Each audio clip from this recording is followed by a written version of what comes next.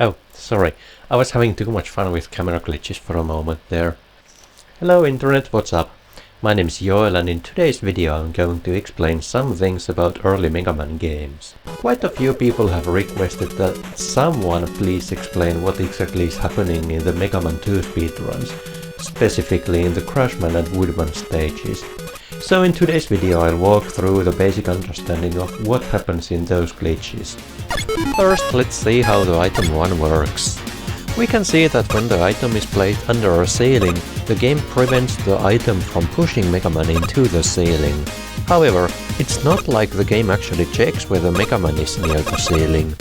The item simply disappears when it gets closer than a certain distance to the ceiling. If there is no ceiling above the item, the game will not prevent Mega Man himself from being pushed into the ceiling. When Mega Man is inside the ceiling or a wall and he faces left without walking, the game will automatically push him towards the right in an attempt to eject him from inside the wall, in hopes that he eventually emerges from somewhere. This ejection is called zipping.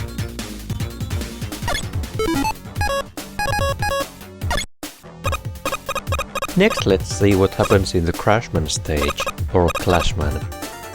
This is me playing the first section of that stage, using mostly the same techniques as the task does.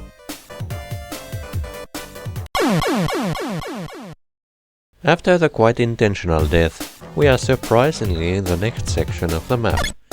That was all pretty self-evident, wasn't it? Well, maybe not. This is a map of the first few rooms of the stage, created using my state-of-art high-tech illustration tools. It's all wrong. This is not the true map at all. The reality of how the levels are designed looks more like this.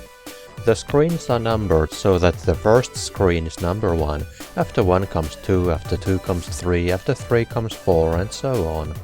But how it really works in the game is more like this. You got screen number 1, screen number 2, screen number 3, screen number 4 and so on.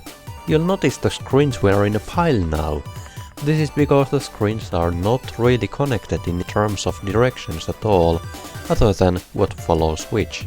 The game presents you an illusion where the screen number 2 is above screen 1, and screen 3 is above screen 2, and screen number 4 comes here. This is only a half-truth. The full truth is that screen number 2 is the next screen from screen number 1.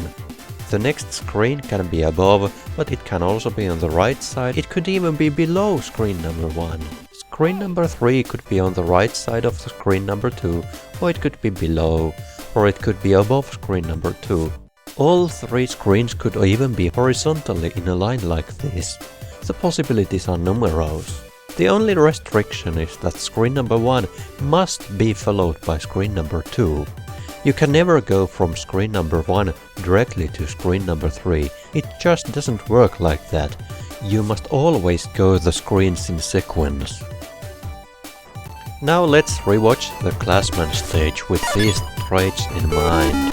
On the left you can see the original game, but on the right there's a camera hack that follows Mega Man and shows where he really is.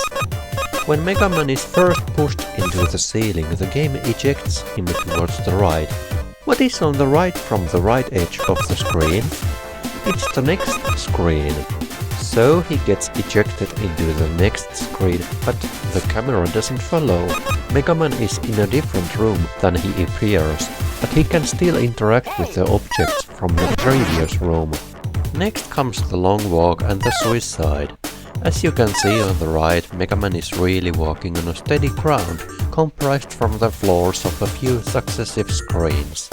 On screen 8 there is a checkpoint.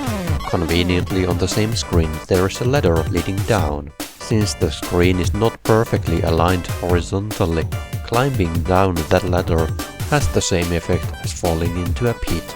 Mega Man dies. Once he respawns, he starts from screen 8, since that's where the checkpoint was.